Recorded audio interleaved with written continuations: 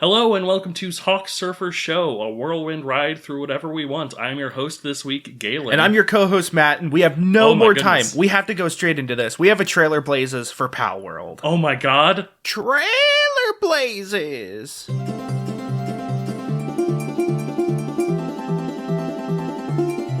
Yeehaw! Okay, we're just gonna start watching it here. We're watching it live. There's Lucario. Yep, there's Pikachu, there's... Zoroark? Really? Zoroark, Giratina? They're so, unabashed with these designs. Yep. Also, Okay, we're surfing and shooting. We got a bazooka. Yep. Bowser? Oh my god, it's Bowser? They just put Bowser in the game? Farming. The main character has very Horizon Zero Dawn energy. Aloy. They got a dog, which is very good. Some pretty cute Pokemons. I mean, not Pokemon. Big Whale Man. They're so Pokemon, though. Oh, hey, it's Mondstadt. This is very Pokemon. Sled dogs? Oh, I love sled dogs. Sled dog millionaire? What? Oh, wait! There's like a Nessie that has missiles strapped to it. That shot had to have been so on purpose. Yeah. It went from the Quagsire head down, and then it pans down to show the missiles. It's we know how wild this juxtaposition is. Okay, they're mining. They've been showing boss battles, which look kind of cool. They big hyper beam attack. Hold on, a bunch of enemies. Was that a cannon? Oh, it's literally called Anubis. Was that a cannon that shot out Pokeballs? That's actually kind of nifty. Yeah. And they fly into the logo Pal World, and it's a bunch of the new designs. God, yeah, so much of that just looked like existing Pokemon. Yeah, this was okay. Sure, the Anubis isn't exactly a hard design to come up with because it's based off the actual Anubis. Yes, and that's what Lucario is. It's a jackal based roughly off Anubis. I'll give them Anubis. However, the one that looks like Zoroark mixed with the legendaries from Black and White, that one is absolutely on the nose. Yeah, not to mention just a lot of the smaller ones as well look way too close to a Pokemon. Yeah. The little dog looks way too close to the electric dog that was in the Sword Shield. Mm-hmm. There's obviously the Wooloo and the little chipmunk guy that looks like the electric chipmunk, not Pikachu, the other one. It looks like Pokemon Fusion, specifically. Yeah, there's a Lilligant Dragonite fusion a few times. The whale, the big whale that they ride on has the Arceus spikes. Yeah. The Arceus fence. The Arceus halo. Yeah, it really is somebody played polymerization onto random Pokemon that were, kind of similar. I mean, I love Pokemon Fusion ROM hacks and fan art and stuff like that. Oh, yes. But part of that's just because it's Pokemon and it's a lot about interpreting the source material. But this feels much more, I don't know, shameless than that. This doesn't feel like fan art or fan work. Yeah. It's not. I mean, it is a real product that they are going to attempt to sell. Probably successfully, I might add. I'm definitely going to pick this up. I know, yeah. It's the marketing is at least working on how bizarre it is. Yeah, the one moment that we both freaked out at of the Pokemon that looks like a little guy. It's a little guy version of Lapras. It's Lapras fused with Quagsire. Yeah, and then it pans down and they have missiles. Hidden missiles. I can't get over the Bowser. It just looks like dry Bowser, maybe. It really does. It really does. It looks... I'm fairly certain that's an exact attack that, a Bowser fight has used in, I don't know, 3D World or something. Yeah, or, it's his down smash? Not his down smash. It's his down smash. Or it's, the way he looks in Bowser's Fury. Yes. Bowser's Furry. So, we have another Trailer Blazes here, which is not going to be real-time the way the Pal World React was. Yes. There was too much to catch up on for Sonic Frontiers. Yeah, so friend of the show, Sonic Frontiers. Yeah. one of our reoccurring characters along with Palworld. There's been a few trailers since we last talked about it, and especially since we last recorded. But like, so the trailers, they kind of give a more complete view of what the game is going to be now. Yes. And it looks even more like Sonic of the Wild. Yes. I will say, it looks, I think now, so like, I think also jumped the gun, much like everybody else, with the first trailer of like, it's Sonic of the Wild. Because the first trailer, part of what made it look so, oh god, this is going to suck, is the fact that it looked like a default Unity map that they like sprinkled some random other Unity assets to, and then there was Sonic there. And that was kind of a big, like, criticism, essentially. For me, it was not just like the world design, but also like the part where he goes up a tower, and at the top of the tower, there's a thing that you do. Yeah. And now that we have more gameplay, now that we have more to look at, it definitely seems more accurate to say Sonic of the Wild. Yeah, like they show levels, like they look like Sonic Generations levels, or that style of boost 2D 3D hybrid. But then like they show the overworld, and the overworld has a few different biomes, and that's fun and all. They kind of remind me of like Talos Principle or Serious Sam biomes. Yeah. But then it's like there's a overview trailer from a few weeks ago where they actually have somebody kind of giving a voiceover about the mechanics, and it's like you can enter these portals to challenge different challenges and complete them to get keys, and it's like, oh, they're shrines. Okay, I see. Yeah. It's like, okay, shrines. We have big guys to climb up, much like the Shadow of the Colossus comparison. Sonic the Colossus. Shadow of the Colossus is where he goes, damn. Where's that damn 13th Colossus? This is just like killing a tiny boar Colossus, which is fine by me. Yep. You know what they say, the fewer the merrier. So, yeah, we've got shrines. We have, which I think I assume is what's going to be the, like, boost 2D, 3D levels. Mm-hmm. Is just, like, those are the shrines, so it's sort of like a half measure between the open world and, hey, do you remember the other gameplays? Mm-hmm. Which is probably the best way to do it, I suppose. The best way to try and transition it. Is like, no, there's also the levels that you like, but also open world.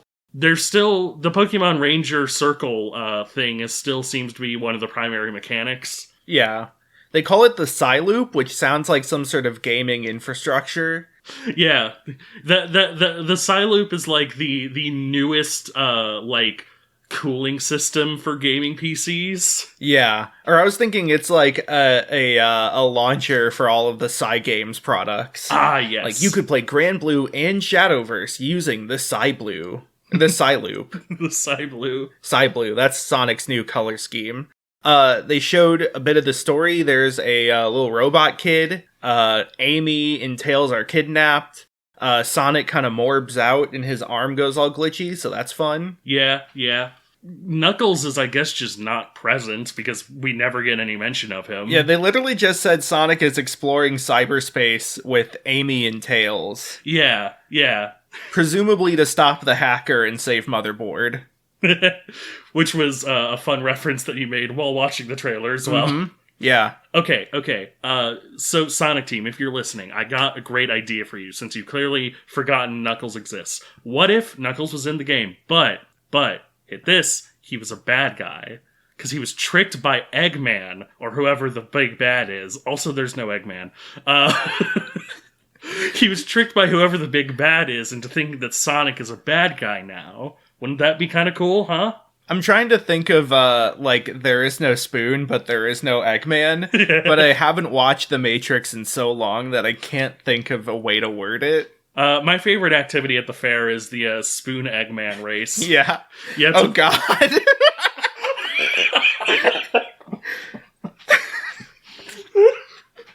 You know what they say, the more the merrier. have to finish fast. Yeah, it's kind of wild. But hey, Sakurai says it's good. Oh, goodness. So... Yeah. Also, by the way, yeah, Sakurai is a YouTuber now. Oh, yeah. I like that he's like, all right, I'm done with Smash Bros. I can retire and become a YouTuber. Yeah. It's my dream. Usually when, titans of the industry sort of continue their life, eventually they reach a period where they get washed up, and, do random things. And, I'm really happy to see that Sakurai has decided to skip the washed up part and just become a YouTuber. Yeah. It'd be really funny if Miyamoto also became a YouTuber, but was just, a food reviewer or something. Yes! Oh my god. Hello, it's me, Miyamoto. My secret dream this entire time has always been to review Roblox toys. Konbanwa, running on empty desk. So that's what's going on in the world. I have some memes I want to talk about. Yes, we're getting to a very special episode of State of the Meme. Okay, so this first one, I want to go over quickly because it's quick and a little less, there's less explanation needed, but I've come to realize that the Blue Album is, a pretty solid meme. Specifically, the album cover of Weezer's The Blue Album. Yes. And I think it's wild because in some ways it feels like it became a meme independent of the music. On one hand, it is notable because it's a Weezer album, but it feels like a lot of the humor around the Blue Album meme is, separate from Weezer's music. Yeah. They're just kind of four guys. Which is, I believe, the subhead of Weezer, the band, actually. Yeah. It's just kind of four guys. I've seen for a few years a bunch of different, edits and replacements of it. I saw one with the Impractical Jokers instead of Weezer. But I feel like recently there's been even more. I saw one that replaced, Aerosmith in Rock and Roller Coaster with Weezer, and it was wow, these updates to Disney have gotten really weird. That's pretty good. I feel like the line of meme, essentially, the state of being a cultural artifact to becoming more of a meme is essentially kind of Weezer exists. At the dawn of time, Weezer exists. Mm-hmm. They make the Blue Album. Weezer gains a reputation of being a band of guys. They have some radio hits. Oh, they have some radio hits. I think if you are not in tune with music, the cultural perception is sort of they're quote unquote lame.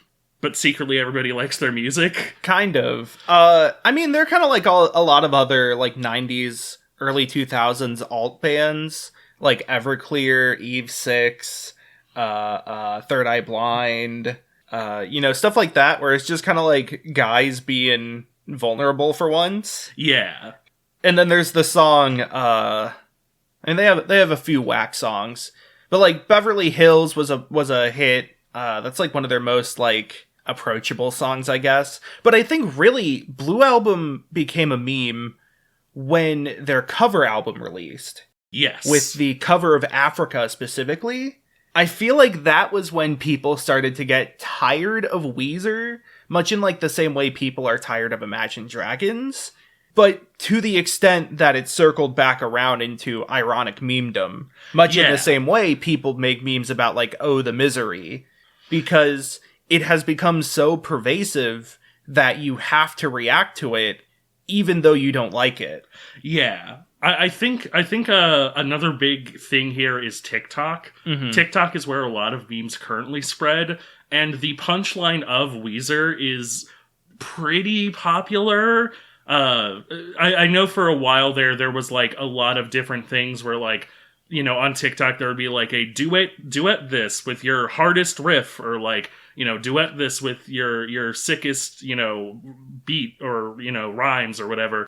And, like, the punchline would be that, like, they play the first 4 notes of Buddy Holly. Mm. And so, like, it's this sort of, like, you know, the cultural perception goes from, like, oh yeah, Weezer to, I'm tired of Weezer to, Weezer is funny. And if you don't have as much context, you really just kind of get Weezer is funny. Mm-hmm. And so Weezer itself becomes something of a punchline. And a big part of that is the Blue Album is extremely iconic and very easy to sort of replicate in a... It's a perfect, like, intersection of does not require that much effort to make into, like, a punchline, but requires just enough effort that, like, it's funny when you see an edit that looks like it. I do think Weezer as a band is kind of funny in a weird way. Besides their name, it's like their songs range from, like, really good to just, like, whatever El Scorcho is. And I don't know, there's something weirdly relatable about that in a way. That not all of their stuff is high concept, not all of their stuff is like kind of just whatever, like kind of frat boy lyrics. Like it really has this range, and I think that contributes to the comedy of just 4 guys on the cover of the album.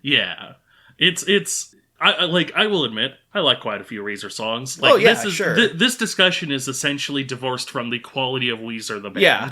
Like, I think most people quite enjoy 1 or 2 Weezer songs. Yeah. I mean, yeah, I like most of, like, their first 3 or 4 albums up through Ratitude.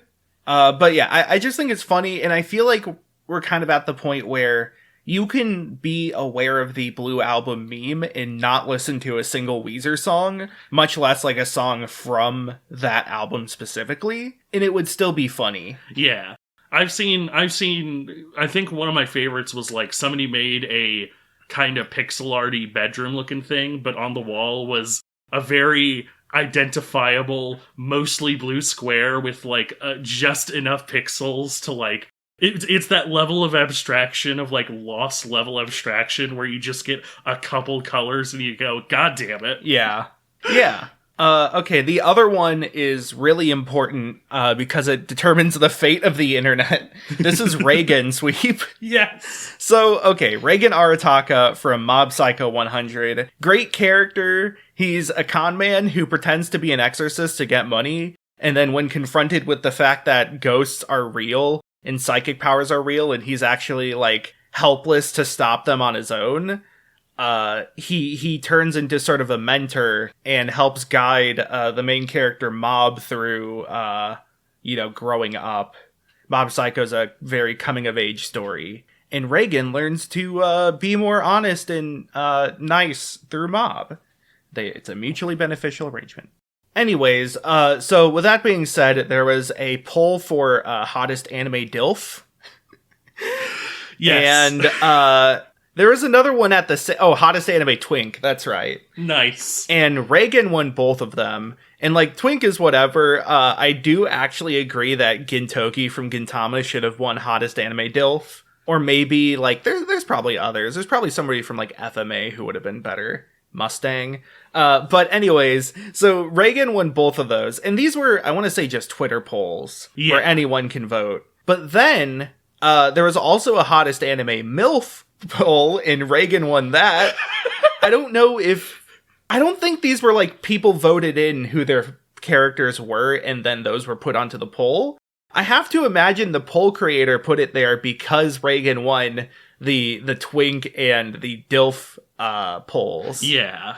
And they were like, oh, this would be funny. And it was. And then there was a Tumblr sexy man poll, which is a whole episode we would do, really. God, yeah. We can't explain the concept of a Tumblr sexy man on our own. I recommend watching Sarah Zed's video on the Onceler if you're interested. She also talks about Nagito Komaeda. Don't worry about it. Don't worry about it. And, But speaking of... so what's fantastic is the finals were Reigen Arataka versus Sans, and Sans won by 0.01%.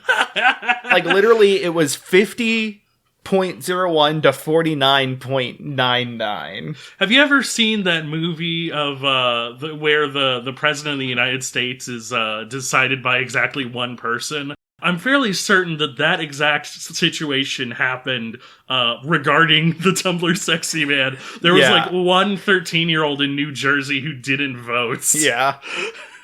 They were like, please vote for Sans. And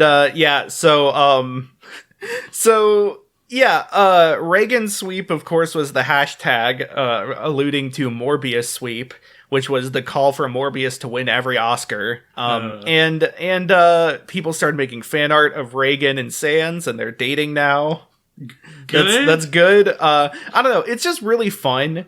The classic internet thing is to ruin any sort of poll or user input, you know? Like, apparently there's a poll or a contest for naming a probe to the planet Uranus.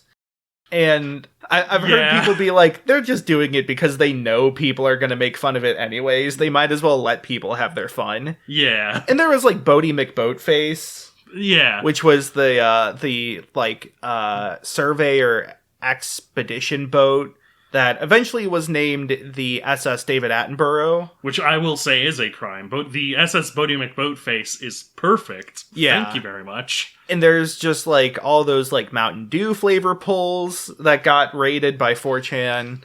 And, like, this is just a thing that will happen. But I think there's something even funnier that this is a con man character who is, like, in universe known for being a very fast talker, but not being very good at much else. And he has somehow convinced people that he is not only a twink and a dilf, but also a MILF. And a Tumblr sexy man. Which I don't really have any knowledge of his presence on Tumblr. But compare that to, like, I don't know, Sherlock Holmes, the Once-ler, Aridon. Aridon. Probably a couple other Homestucks in there, honestly. Nagito, as we mentioned. Honestly, it should have been Sans and Nagito just so everyone could post the videos of them dancing together. Yeah. If you don't know why I said speaking of Nagito with regards to it being Sans, Good. You don't need to know. Everyone started talking about Reagan liking specific body parts up his bum, if you will. Oh, man. We're very off the rails right now. I don't think there's much else news. There is a Nintendo Direct that everyone called the Farm Direct, and I'm looking at my YouTube recommendations, and there's a Vinny thumbnail with Aonuma and the was it Koizumi, the current president of Nintendo Japan, and they're in they're in like farmer getup. There's a lot of cottagecore RPGs. Yeah, we're going to be discussing the Nintendo Direct pretty Nintendo Directly, and fairly quickly. But this is the part where this becomes a very special episode. So, a major news event happened very recently. Yes. You probably know what I'm talking about. It's going to be in the title. Yeah. It regards the Queen of England. Mm-hmm. I'm going to say right here is a bit of a cutoff. This is a topic that, like, I'm not going to, like, start doom spiraling on, but I have a lot of very serious things I genuinely want to say.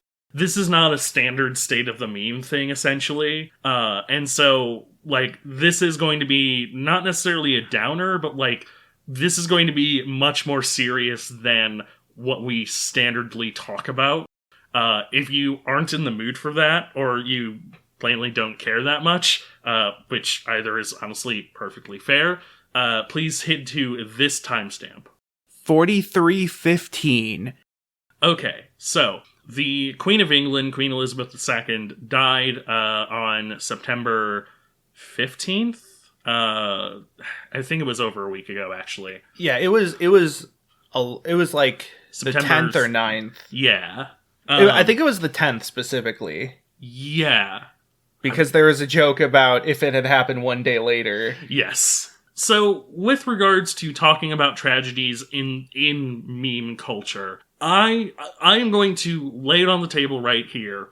I am not going to make a joke on this episode about the Queen of England dying. I want to specify that's not because I think people shouldn't make jokes about it. I think people should. But I'm doing this just because if this is like the one really serious moment we get on this show, essentially, I want this to be the kind of thing where if somebody listens to it, they can, like, completely take it seriously, essentially. Like, I do not think that memeing the Queen's death is bad, and I'm about to start arguing why, but I myself am not going to make fun of it for the purpose of showing that I want this to be a respectable discussion, quote-unquote, over the topic. Yes, we are trying to set the tone of this current discussion. Yes. However, I've already liked on Twitter jokes about the Queen's death, so yes, like if you want to know our stance, then that's a pretty good way to tell. Yeah.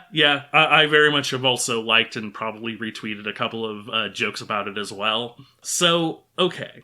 I think that the big question for people who are not into meme culture and who might look at that and be like, why this is so disrespectful, is essentially, why are young people, mostly young people, some older people, memeing the Queen's death? And I really think that even beyond the political arguments of it, the history of colonialism of Great Britain, the acts of colonialism that the Queen herself was essentially complicit in during her rule, despite people...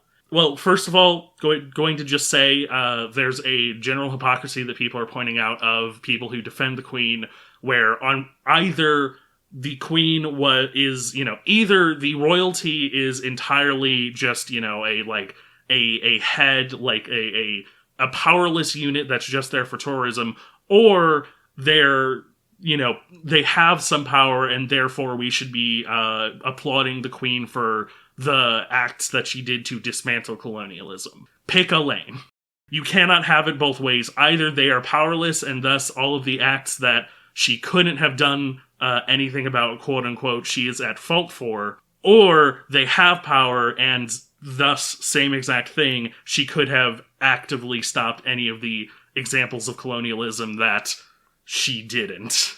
But moreover than even that, I feel like the biggest thing here is the generation that is mostly attuned online is a generation that has never seen benefits from the things that we are supposed to respect. What I mean by that is a very similar thing happened when, like, David Koch died, or when George H.W. Bush died, where people immediately, instead of, like, giving time to grieve, quote-unquote, started immediately talking about how, hey, remember all of the terrible things that these people did? Remember Rush Limbaugh, and how he shaped the face of radio, quote-unquote, but in, like, a very terrible, negative way?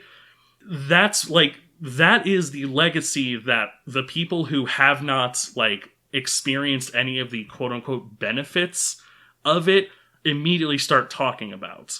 And, like, again, I fully support that because the point I'm trying to make here is people say that, the people who want us to respect great national tragedies like this essentially say, like, well, you can disagree, you can, believe this, and this about the British Empire, but you have to respect, the people who are grieving about this death, about this massive national incident, massive national event. And the immediate response is, why? Why do we have to respect these things when the only thing that we have ever seen from them is negativity? Why do the young generation who are currently seeing, and for clarity, I'm American, I'm not completely in tune with British politics, but to my understanding, there is currently, massive wealth inequality. There's currently, like, food shortages. This is currently a very turbulent time for Britain,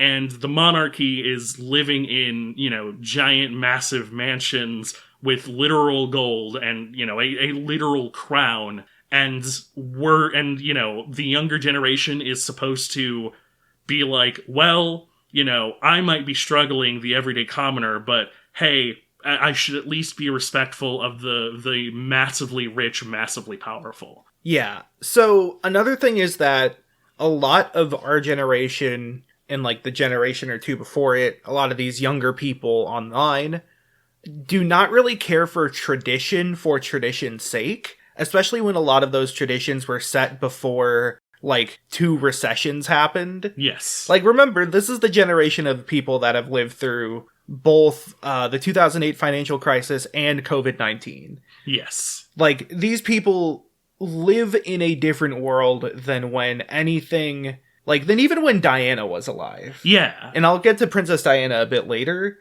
but I think, like, there are a lot of things that are considered tradition that are not sacred to our generation and young generations these days, because, like you said, we don't see benefits from it, or we are so far removed from their context that it feels just out of date or unimportant. In general, I think the philosophy is to be introspective and be able to take things down for the sake of the future, rather than respecting the existing framework and structure. Yeah. You know, and I think a lot of the sort of perspective on the royal family follows that they're essentially a tradition. Yeah. They are, like, if they don't have political power, then they are ultimately a state-funded, state being the general political term, like, celebrity tradition. Yeah. They exist because they had a monarchy, and they still want to have a monarchy.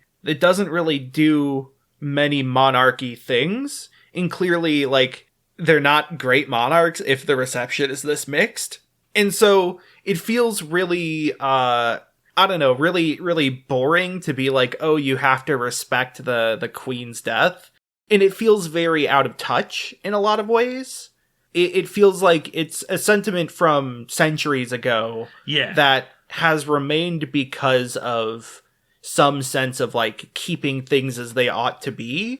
Yeah. Without really any regard for how that affects people nowadays. The immediate question or the immediate reaction to people being disrespectful has pretty much entirely been like, how terrible of these people, how rude of these people during this period of national mourning, and not why. Yeah. Why do we have an entire generation plus, not to exclude older people, of course, because there's a lot of older people who did not like the Queen as well. Why do we have this entire group of people who are so adamantly anti the Queen, like anti this establishment, that they are memeing on the death of another person? And the answer is, you know, very clearly, like, a lot of the harm that they have caused, the fact that this generation has not seen benefit. I want to also specifically say that I believe I also tweeted this out as kind of a thesis, but I say this also as a bit of a criticism. Like, this should essentially go both ways, whereby, like, we do not see benefit from the Queen, therefore we criticize her death. However, I would also say that if we were living in, like, a non-9/11, post-9/11 world, for sort of an example, like, I do not think the quote-unquote general culture would have picked up on these specific deaths the same way, because it essentially didn't affect white people. Mm-hmm. I guess that's kind of the crux, is, like, you know, if I can't think of an immediate example of, like, somebody that the quote-unquote left is going to mourn that, like, actually did terrible things. But, like, you know, it's this idea of, like, because there are people who are affected by this who are in some position of power, who have some position of privilege, we are allowed to, you know, dislike them, and the general majority is going to say, yeah, that was good. But were things a little bit different? Were there people who were not in as much privilege who were only the real ones affected by this? If Queen Elizabeth really was such a beloved figure among, you know, the younger white generation, for example, I do not think we would have this kind of outpouring if it were really just, you know, like, people of color saying, hey, She presided over the British monarchy during terrible periods of colonialism that was actively happening under her reign. You know, if white kids on Twitter weren't really affected by it, we would not see the exact same amount of outpouring of support against the Queen. Which is unfortunate. Yes. That says more about generally who people listen to online. Yeah. And again, we're not trying to say that this is like... I'm trying to make sure it's clear that we mean that it is a bad thing that if white people didn't care, there would be less of a fervor. Yes. Yeah. I want that to be perfectly clear, is like, I am saying this as something of a critique of this outpouring, not because we should respect the Queen, but because we only see these kinds of outpourings for people that exclusively also white people hate, for example, or people in positions of privilege. An example is like McCain. People were pretty chill when McCain died. Yes. And that's because white people didn't really care about him. Yeah. Or liked him.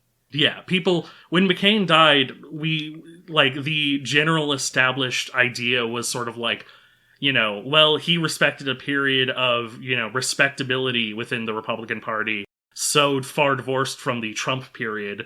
And, you know, respectability is nice and all, but when you're in the party that throughout the entirety of the 80s, you know, like... Yeah, I mean, he ran for president against Obama, and that was, like, right around Bush, George W. Yeah. And, like, you can't say that your party was respectable when you had put George W. in office. Yeah. Yeah. Yeah, so, the other thing is...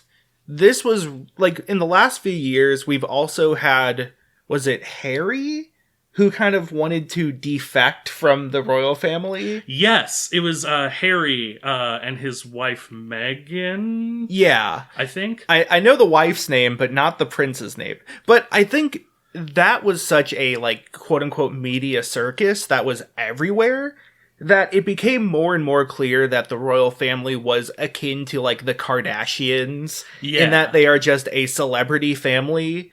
And people get really tired of those nowadays. Yeah. Like, when you see something so much, it's hard to actually care about it because it feels like it is an arm of just the media trying to provide drama and news stories you can eat popcorn to. Yeah, and in order to not become the exact people that we just criticized, it should also just be noted, slight sidebar, that a big reason why there was such a focus on Harry and Meghan was because Meghan, if this is the couple I'm thinking of, is black. I believe. I think so. Another big thing, though, is that, like, from what I understand, the Queen was awful to them. Yes. And that's just another thing on top of why people dislike the Queen. It's like, these people didn't really want to be in the public eye so much. And sure, they were still rich, but, like, they didn't want to lord that over people, literally. Yeah. I'm not saying they are good people, necessarily. I do not know them, and I do not know the harm that they have done, nor the good that they have done. Yeah. But I do know that, at the very least, the system they were in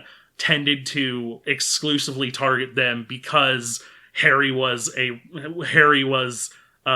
noble, and Meghan was both a commoner. Meghan was both a commoner and a black person. Yeah. And, like, that is just instant fuel for tabloids to start criticizing her a whole lot more for definitely no reason. Mm-hmm. And I mentioned Princess Diana. I was not really aware of things when Princess Diana was alive. Yeah. I don't even remember if I was alive. But, I don't remember exact year that she died. But, like, I have definitely seen a lot of, like, sort of martyrizing of Princess Diana. And there's definitely evidence of Queen Elizabeth treating her very poorly, kind of abusively. I know there was a huge public support of Diana, and Elizabeth being negative towards Diana. Like, that's another angle of why the public would not like Elizabeth. Yeah. Is that they liked Diana. Diana, I know, spoke about the AIDS epidemic. Yeah. And that was something that, like, no other politician wanted to do. Yeah. And so the Queen being so, like, abusive to her is another reason why people would have resentment towards the Queen. Yeah. I know that I've seen, like, a lot of takes on the meme of her dying is essentially, like, her getting to heaven or the other place, and it being like, oh god, you're here, and then the doors open and it's Princess Diana. And like that, I think that style of like, I think that style is born from both like the older generations who did not like the queen sort of going, this is the bad monarch, this is the good monarch. Do not have context on Princess Diana, know that she did some cool things, probably could find some dirt on her. She had a Beanie Baby that was not as expensive as people think. Not going to make a moral judgment on her. Yeah. But, I think it's another thing of, like, the younger generation then picking that up because they don't have 100% context, but they do know Princess Diana was beloved and did do a lot of cool things for somebody who was in that position of power who didn't need to. And so they pick up on, like, the queen is bad because of all of these reasons, but Diana is great because she is a beloved figure. And so, like, the thing that should be picked up on maybe is that by the people who are saying, this is so disrespectful, is, well, maybe we should look at why Princess Diana is so revered to the point where she has essentially become a secondary aspect of this meme, is like the queen going to meet Princess Diana in the afterlife and getting her shit rocked or whatever. Does a little Sparta kick off the steps of heaven. Okay, we're serious phase is over, I guess? Yes. Yeah. So, just, I want that to be there. The timestamp is coming up soon, so we're getting all of the plebs who didn't want to listen to this. But I just want this to be here as sort of a not necessarily a statement of intent, but just sort of like a more serious analysis of why memes are shaping up to be how they are, especially in the wake of tragedies. Yeah. The reason that Queen Elizabeth was so immediately memed on is because, like, everybody was sort of expecting the death to happen pretty soon, and we're already kind of gearing up for it as well, because of the long history. Might I make a postulation here? Absolutely. Thatcher 2. Thatcher 2. Yeah. That this is just Thatcher 2. Yeah. It really is. It's...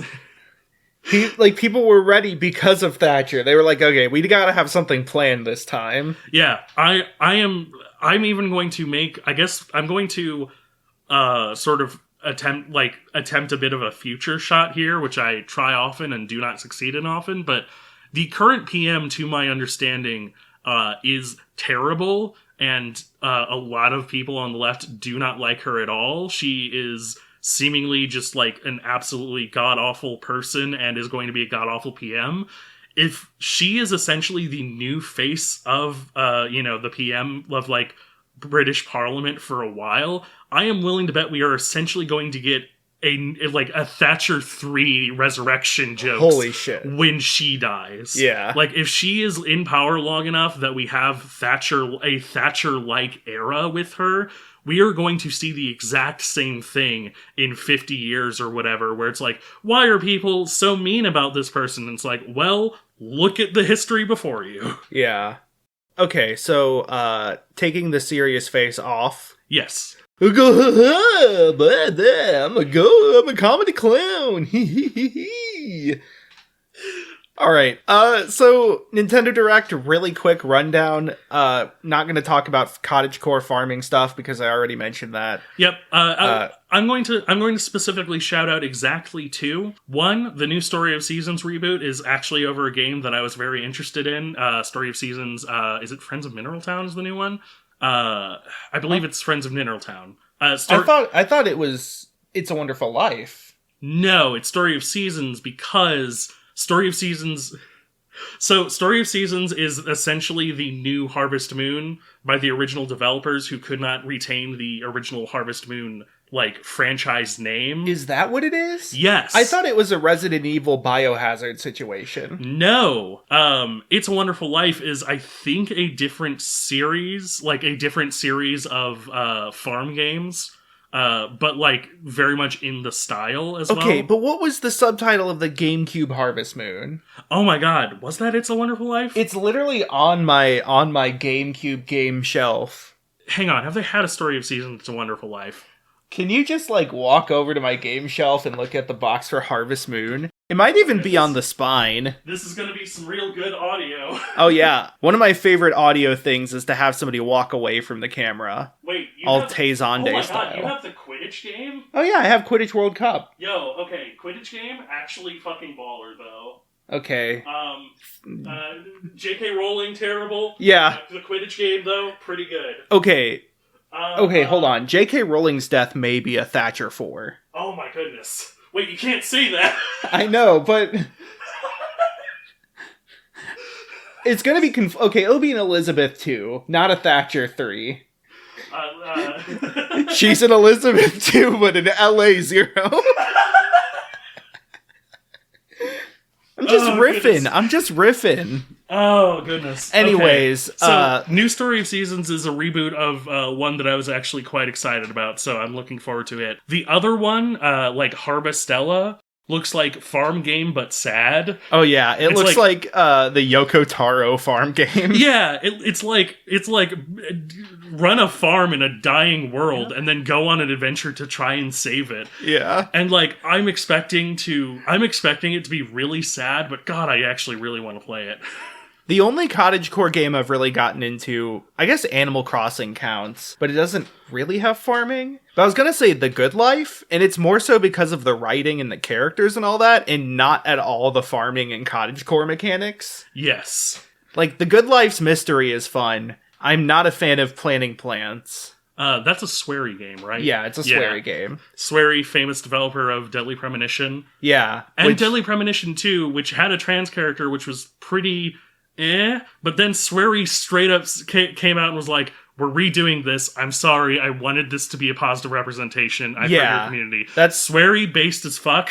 That's good, is recognizing that you've done wrong and taking steps to fix it. Yes. Oh, that reminds me, by the way, Daisuke Ishiwatari had an interview recently. Yes. Where he very specifically said Bridget is a girl and, like, used, like, female pronouns as much as possible, which... in Japanese, you don't often do that in talking in the second person or the third person. So, like, he had to go out of his way to confirm that. Can we just... Yeah. Yeah. Bridget is trans and based, and I know a lot of people who have started playing Guilty Gear competitively because of the representation. Brisket, my beloved. Bridget and Testament, they themstament, as I say. Yeah. The Old Testament versus the New Testament. Yeah.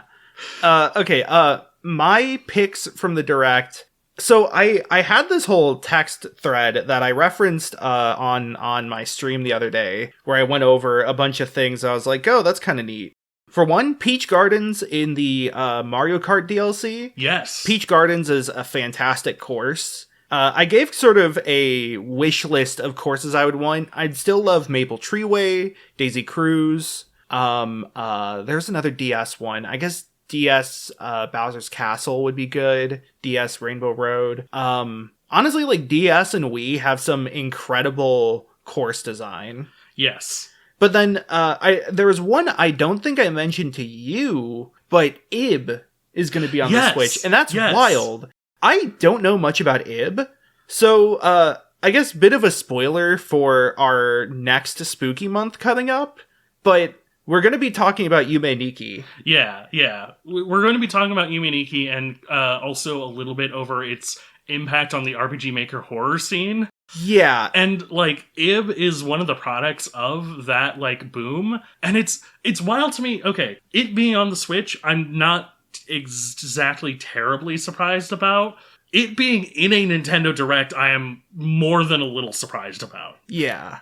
Ib is, like, one of the games that kind of came directly inspired by Yume Nikki. And it definitely has more of a plot, if you will, whereas Yume Nikki is a lot more atmospheric. A lot more up to interpretation. Yeah. But Ib is definitely talked about in the same breath as Yume Nikki, as, like, you know, a legendary must-play game if you're into that sort of indie J-horror type stuff. Yeah. I think for me it's also wild, because that was, like, RPG Maker 2000, and I have to imagine they had to remake the entire game in an engine that could compile to Switch. So, I know that Ib did get a recent remake. So, like, the remake work had been done. Although the fact that Ib got a remake is also a little bit wild, but here we are. I mean, Yume Nikki got a sequel. Yeah, Yume Nikki got a sequel and a official English translation for the first time. Mm-hmm. So I guess we're in the RPG horror renaissance, which I'm super down with. Oh yeah. I mean, you've also got things that are also RPG horror inspired that are getting big, like Lisa. The first Lisa game is essentially a Yume Nikki fan game. It really is. There's obviously Undertale takes a lot of influences. Same with Everhood. Hylics is actually pretty inspired by that style. Yeah. In a lot of ways, that sort of abstract style. A lot of good games. Omori. Almost forgot Extremely Omori. Yeah, extremely Omori. Omori might take more inspiration from Abe than Yume Nikki, honestly. Yeah. This is all a lot of the umbrella of Earthbound inspired indie RPG, quote unquote. Yeah. Which I don't want that to ever become a derogatory term. If I ever catch any of you using that as a serious mark against a game, or indie game about depression. Yes. Get better material. Look, I will joke on it every now and again, but in my heart of hearts, I still love all of these games. People say another indie RPG Maker game about depression. I'm like, name 3. Yeah. Another one. What? There's 2 now. Undertale. Not about depression, but go off. Undertale 2. That one's definitely not about depression. I'm pretty sure it's just a shitpost. Anodyne, maybe. Okay, Anodyne, that's fair. It's also not an RPG. That's true, yeah. Ib coming to Switch, quite a little bit surprising, but I'm actually super here for it. I might finally pick it up and play it. Pick it up. The other thing I wanted to bring up was Pikmin 4, obviously. Yeah. Finally announced. I'm super excited. Yeah. Have you played Pikmin? Yeah. Do you like Pikmin? Yeah. Pikmin nuts off your face! Yeah! That's good. High five. Wait. All right, that's where I'm going to cut the audio. Yeah. Pikmin 4, cool. They're leaning even harder into the whole it's just Earth thing. Yeah. Pikmin 1, it's sort of hinted at that it's Earth in the very Nintendo way of ooh, but what if there was a secret? Yeah. Same thing with Kirby 64's Shiver Star being Earth. Yeah, you know what? Screw the Disney theory. I want the Nintendo theory that all Nintendo games technically take place in the same universe. And it's all tied together by the fact that this is post-apocalyptic Earth. Well, yeah, because they all fight each other in Smash Bros. Yeah. Now I'm just thinking of an Inkling accidentally spilling ink on the entirety of, the what's it called? The Sunken Navel or whatever it's called. Just an entire Pikmin level gets covered in ink. Oh no. Callie steps on a Bulborb. Yeah. And that's you shouldn't read that into existence, because I'm sure that there are a lot of people on the internet who would love to be playing Pikmin 4, and then suddenly Callie appears out of nowhere and her giant foot steps right in front of you. If you would like to make fan art of Netzer for No! So, anyways, I also wanted to bring up Raincode. It looks cool. Yes. The way I described it is it looks like Danganronpa, but the Danganronpa guy doesn't want to make Danganronpa anymore, so they made a game like Danganronpa, but not Danganronpa. Yeah. Essentially, the guy who writes it wanted to stop with Danganronpa 2, but they were like, no, this is too popular. You need to make another one. And so that's why Danganronpa V3 is so, hostile towards the fans. Its theme is basically, the show needs to fucking end. And so, it did. But, I like a lot of the ideas in the series. I think if it had a more toned down, less, overtly tropey and kind of fucky, cast, and if it did a little more fine-tuning on some of the investigation and deduction mechanics, it would be great. I can't recommend Danganronpa to people because of, the cast and the writing and all that. Whereas, the actual trials and all that are fine. The nonstop debate is a really cool concept. And, the mini-games or whatever. Seesaw effect moment, if you know, you know. But, just give me, some characters that aren't, I don't know. Is this... Aren't Mikan. Is this similar to why... Teru? Is that his name? Teru? Is this similar to why I can't exactly recommend Persona 5 to people? Because Yes. there's a couple of moments that make you go, "Ooh, this is certainly an Atlas product." Yeah, it's very anime in the worst way. Yeah, anime derogatory. Anime derogatory. Weeb derogatory. Yeah. Gamer derogatory. Yeah. By your powers combined. I was really interested in Crosscode, and I'm really Raincode. Raincode. Crosscode is good. Damn it. It has a guy named Apollo who RPs. Sounds pretty good. Crosscode's a good game.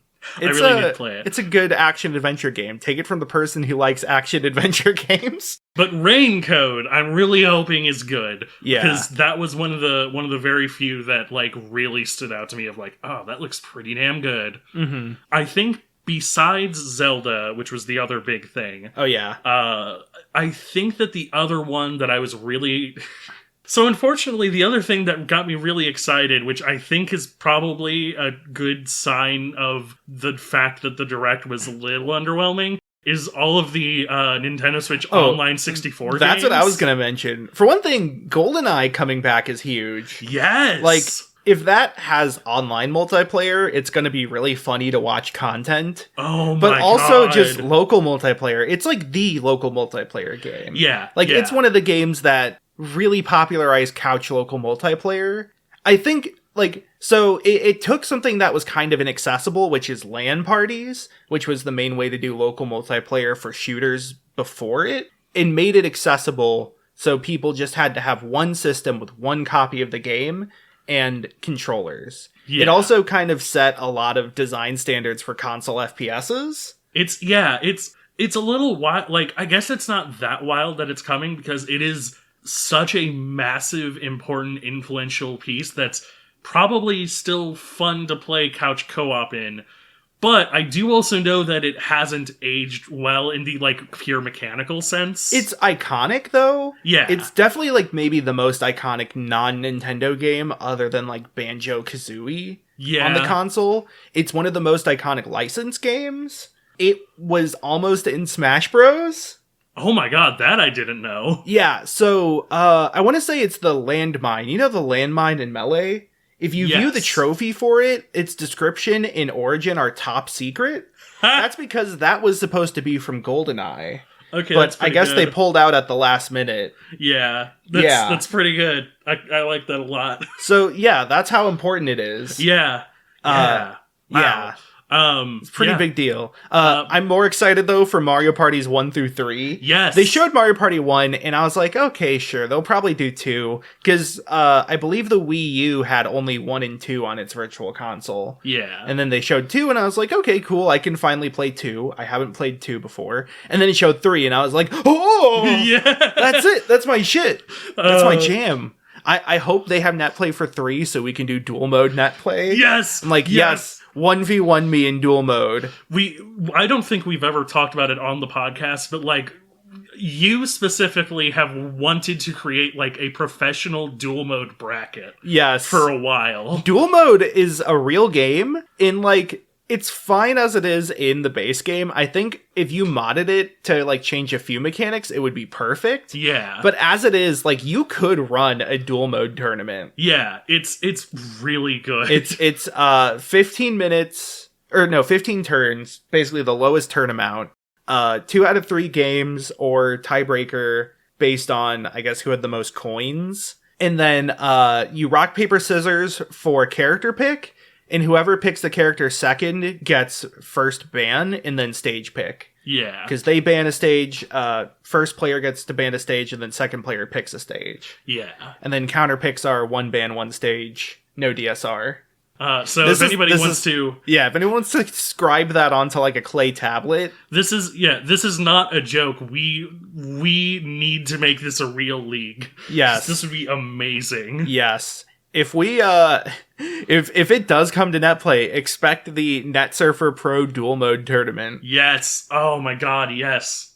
Oh, I'm so here for it. So, we have that. Then we also have, like, a lot of just really kind of fun, interesting picks. Pilot Wings 64. Mm-hmm. Oh god. I've suddenly Pokemon forgotten all of Stadium them. 1 and 2. Yes! That's really big. Yeah! I love Pokemon Stadium 2. I still have my copy. It's probably over there. It has the recognizable golden cartridge. Ooh.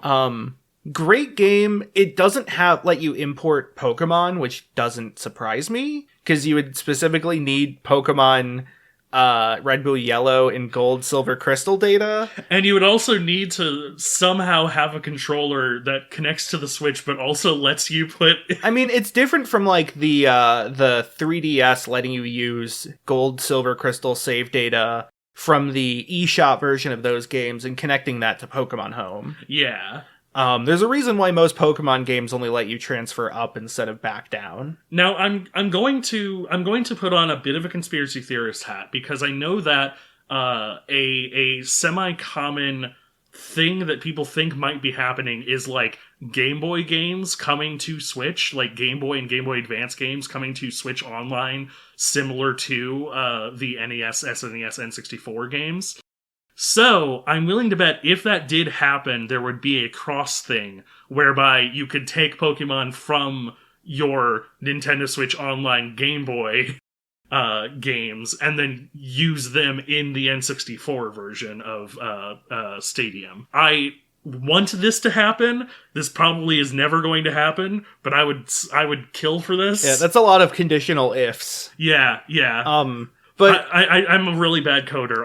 It's all just like nested ifs to infinity. It's like the VVV source code. So, that's a very obscure reference. Only 3 people will get. Much like one of them is currently on this podcast. Much like the Atopiary reference I made when we watched the Sonic Frontiers trailer. No, and then I mean, Pokemon Stadium 2 has great minigames. Stadium 1 has a few bangers, like the Licky Tongue one and the Clefairy one. Fairy. That's the one. Yep. But then it has, like, Magikarp Jump. It has the Drowsy one. It has the Ekans Ring Toss that never works. But Pokemon Stadium 2 has bangers, except for, like, the counting one, which is almost impossible to lose. Unless you're bad at counting? Well, I am bad at counting. Okay, but it does have some of the best ones, so there's that. Face me in the Hitmontop arena. Oh my god, if they have net play for minigames, I would hate to do the Scyther cut on net play. Is it like extremely time oriented? Yeah. Oh boy. Scyther cut with delay sounds like actual pain. Last thing also, Zelda, by the way, in the Direct. I'm excited, probably going to get it. We don't have information, and I think I'm past my days of like looking at, you know, the single glider and going, oh, I wonder what that mechanic's going to be. I'm a little old for that. I'm just, at this point, I'm just like, all right, I'm just going to, you know, look at that, go cool, and then pick it up whenever it comes out, and if it's a cool mechanic, it's a cool mechanic. Yo, but that shit went up. That shit do go up, though. I think this is why they, like, not why, but I think they remade Skyward Sword specifically so that people would have it fresh enough in their minds so that when they have cool Skyward Sword references in the new one. Yeah. I'm excited for Skyward Sword references. Anytime Zelda games acknowledge the continuity, I'm like, hell yeah. Yeah. This is my jam. Breath of the Wild was explicitly made to essentially tie the timelines together, because the idea is that feasibly every timeline becomes Breath of the Wild. So, like, technically the timelines would still be quote-unquote separate, but all of the events of Breath of the Wild would just happen in all of them. Yeah.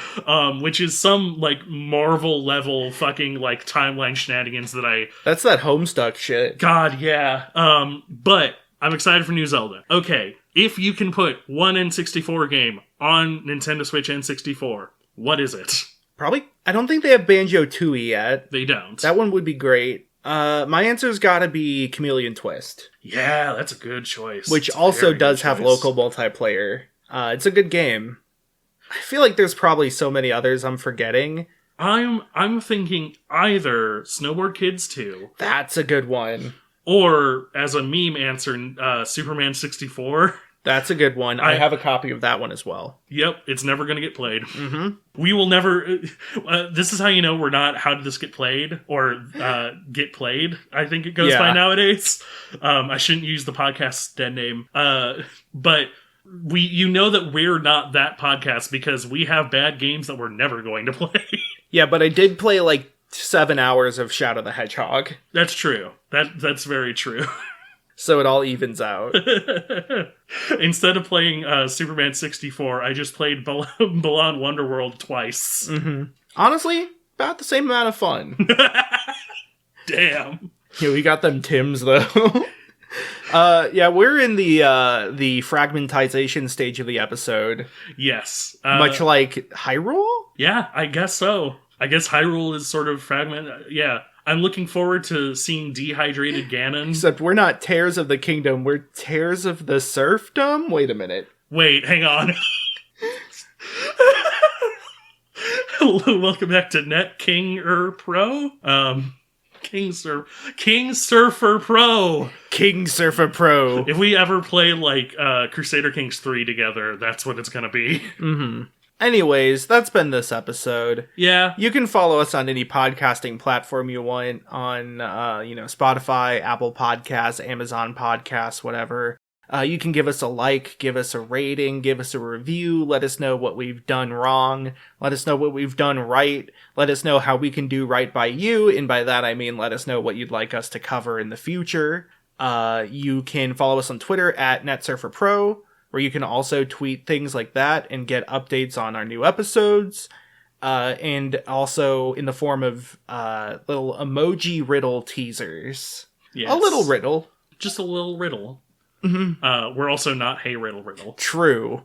Also, you can follow me on Twitter at Twackaroo, new Twitter at. Yes. That's TWAKAROO, Twackaroo. Where you can get my tweets on updates on all the stuff I'm doing, all my projects and different stuff here and there. You can get fun time. You can follow me on Twitch at twitch.tv/twack. That's twitch.tv/TWAK. Stream schedule has been kind of inconsistent, especially because I've been dog sitting for my neighbor. But I stream a lot of roguelites, a lot of competitive games. A few single-player games. I'm going to be streaming Pikmin 1 and maybe Pikmin 2. I was already planning on streaming Pikmin 1 sometime, but since they announced Pikmin 4, I figure it's a good idea. I've been playing through Cult of the Lamb. I've been playing some of the new TFT set. So check that out. You can find me on Twitter and on TikTok at Galen Wilson. That's at GalenWilson0N. I post my hot takes and videos of my cat sometimes. I had a pretty banger tweet recently with regards to an NPR article, which was very fun.